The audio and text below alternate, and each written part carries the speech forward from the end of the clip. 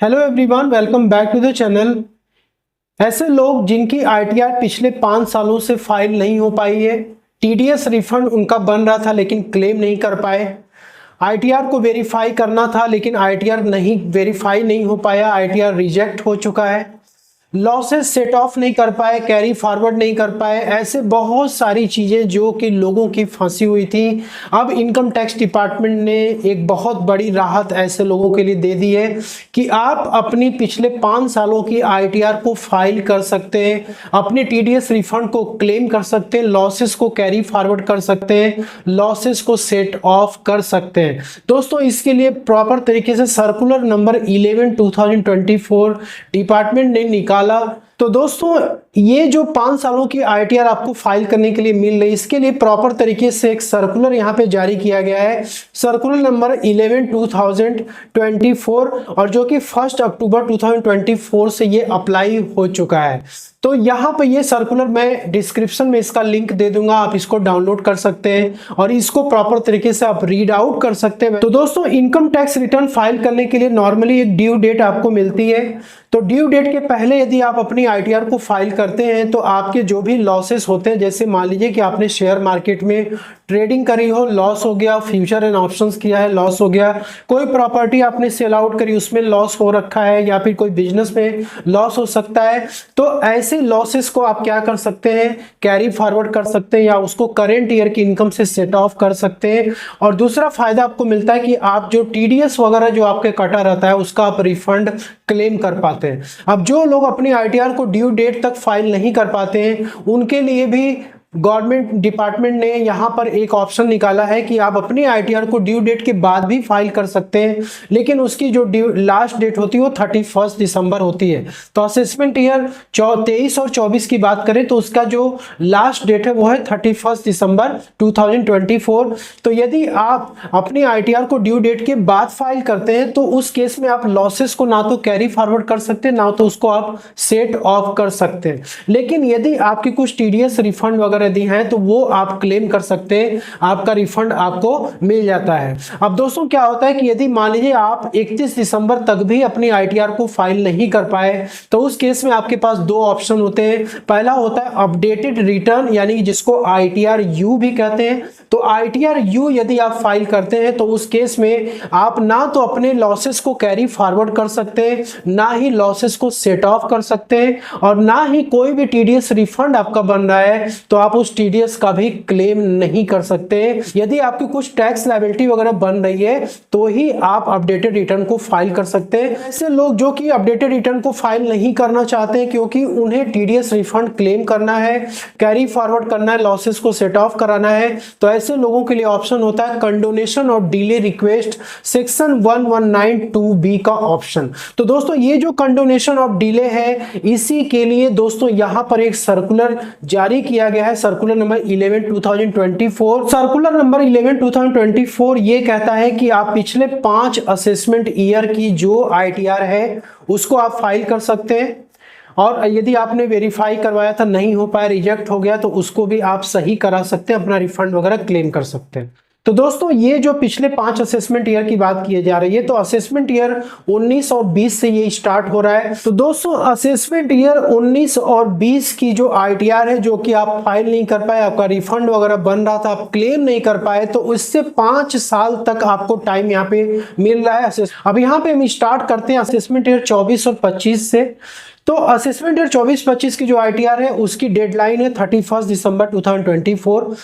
Which means कि यदि आपने ड्यू डेट तक इसे फाइल नहीं किया था इस आईटीआर को 24-25 की, तो आप जो है 31 दिसंबर तक फाइल कर सकते हैं। लेकिन आपको यहाँ पे लॉसेस कैरी फॉरवर्ड या सेट ऑफ करने के लिए नहीं मिलेगा, लेकिन हाँ, रिफंड आप क्लेम कर सकते हैं। यदि आपने इस आईटीआर को फाइल नहीं कर पाए 31 दिसंबर तक, तो फिर उसके बाद आप 5 असेसमेंट ईयर तक आप इसको क्या कर सकते हैं, कंडोनेशन ऑफ डिले रिक्वेस्ट के तहत इस आईटीआर को आप फाइल कर सकते हैं। वैसे पहले चलते हैं असेसमेंट ईयर 23-24, असेसमेंट ईयर 22 और 23 की। तो इसकी आईटीआर तो आप ITR यू के माध्यम से आप फाइल कर सकते हैं। लेकिन यदि आप ITR यू के माध्यम से फाइल करेंगे तो आपको इसमें कोई रिफंड होगा आपका तो आपको नहीं मिलेगा, कोई लॉसेस आपके होंगे तो आप कैरी फॉरवर्ड नहीं कर पाएंगे, ना ही सेट ऑफ कर पाएंगे। और दोस्तों यहाँ पे असेसमेंट ईयर 21-22, 20-21 और 19-20 की बात करें तो इसके लिए आप ITR यू भी फाइल नहीं कर सकते, मतलब उसकी डेट निकल चुकी है।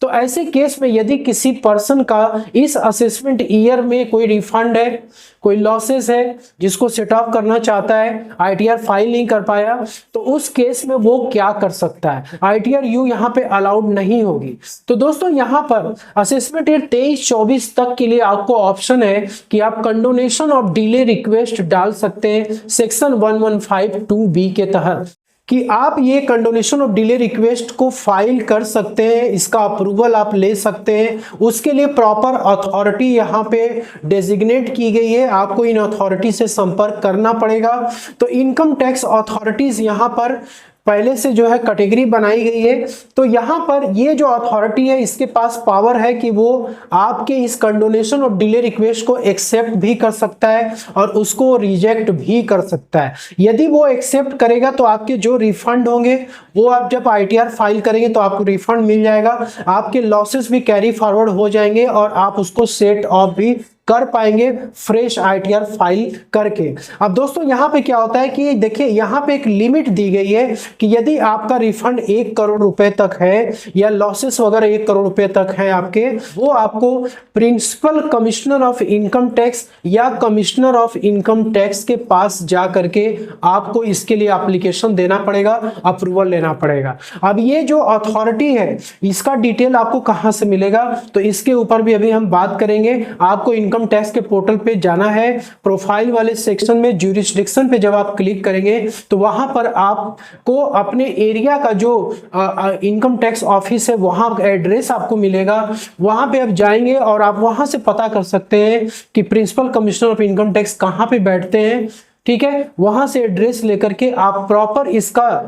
एप्लीकेशन डिजाइन करेंगे, इसके बाद वहां पे ले आकर के आप सबमिट कर सकते हैं। इसके बाद है कि यदि आपका रिफंड 1 करोड़ से ज्यादा है लेकिन 3 करोड़ रुपए तक है, उस केस में आपको chief commissioner of income tax के ऑफिस में विजिट करना पड़ेगा, वहां पे एप्लीकेशन देना पड़ेगा। वैसे दोस्तों यदि आपका जो रिफंड है या क्लेम है वो 3 करोड़ से ज्यादा है तो उस केस में आपको principal chief commissioner of income tax के ऑफिस में विजिट करना पड़ेगा और इसके बाद आपको वहां पे एप्लीकेशन देना होगा। तो अलग अलग एरिया के लिए आपको ये फाइंड आउट करना पड़ेगा। तो आप अपने एरिया में जाएंगे वहां पे इनकम टैक्स ऑफिस में, तो वहां से पता कर सकते हैं कि ये लोग कहां पे बैठते हैं और वहां पे एप्लीकेशन आपको सबमिट करना पड़ेगा। अब दोस्तों यहां पर प्रोसेस क्या आपको फॉलो करना है, सेक्शन 139(9)(a) बजट 2024 में अमेंडमेंट किया गया। तो दोस्तों स्टेप्स क्या होगा ITR को फाइल करने के लिए, तो सबसे पहला स्टेप्स तो आपको ये फॉलो करना है कि आपको एक प्रॉपर एप्लीकेशन ड्राफ्ट करना है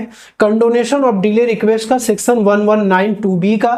और उसके बाद आपको इनकम टैक्स अथॉरिटी जो कि अभी हमने देखा principal commissioner of income tax, commissioner of income tax, chief commissioner of income tax के यहाँ विजिट करना होगा और उनको ये एप्लीकेशन सबमिट करना पड़ेगा। तो दोस्तों ये जो ड्राफ्टिंग एप्लीकेशन का मैं समझता हूं कि आपको इसमें एक प्रोफेशनल की हेल्प जरूर लेनी चाहिए जो कि आपके लिए एप्लीकेशन ड्राफ्ट करेगा। सेकेंड पॉइंट है reasonable cost plus genuine hardship case. अब दोस्तों ये जो अप्रूवल होता है ना कंडोनेशन ऑफ डिले का, वो बहुत आसानी से नहीं मिलता है। यदि आप केवल ये कह देंगे कि हम ITR भूल गए थे फाइल करना, या फिर मेरा CA भूल गया था, हाँ, या कोई रिलेटिव्स को हमने दिया था वो भूल गया था, तो दोस्तों इस प्रकार के रीजंस जो होंगे वो एक्सेप्ट नहीं किए जाएंगे और आपका एप्लीकेशन रिजेक्ट हो जाएगा। तो यहाँ पे है कि रीजनेबल कॉज होना चाहिए और ये प्लस जेन्युइन हार्डशिप का केस होना चाहिए, विच मीन्स कि आपका जो भी रीजन हो वो कमिश्नर ऑफ इनकम टैक्स को समझ में आना चाहिए, उसका प्रॉपर प्रूफ भी आपको अटैच करना पड़ेगा एप्लीकेशन के साथ। जैसे कि एग्जांपल के तौर पर इस एसएससी का रिफंड बन रहा था, उस एसएससी की लेट सपोर्ट डेथ हो जाती है और उसके जो लीगल रिप्रेजेंटेटिव है वो भी इस प्रकार के प्रोसेस को नहीं जानते थे तो आईटीआर को फाइल नहीं कर पाए। ये एक जेन्युइन हार्डशिप का केस हो सकता है, रीजनेबल कॉज हो सकता है। दूसरा होता है नेचुरल कैलामिटीज, तो कोई फ्लड वाला एरियाज में आप मान लीजिए कि आप रहते तो वहाँ फ्लड आ गया या ड्राउट है, सूखा पड़ गया या फिर कोई आंधी तूफान आ गया जिसकी वजह से कि बहुत ज़्यादा नुकसान हो गया। और दोस्तों ये जो नेचुरल कैलामिटीज का जो पीरियड था वो काफ़ी लंबे समय तक चला, आईटीआर फाइलिंग की ड्यू डेट निकल चुकी थी, तो उस केस में भी आप एक जेन्युइन हार्डशिप का केस बन सकता है। दोस्तों जो असेसी है वो एक सीवियर डिजीज का शिकार हो गया उस पीरियड में, उसको कोई भयानक बीमारी लग गई जिसका ट्रीटमेंट वो करा रहा था, काफ़ी समय बीत गया रिकवरी होने में, या उसका एक्सीडेंट हो जाता है, तो ऐसे कुछ केसेस हो सकते हैं जिसकी वजह से कि आईटीआर फाइल नहीं हो पाई।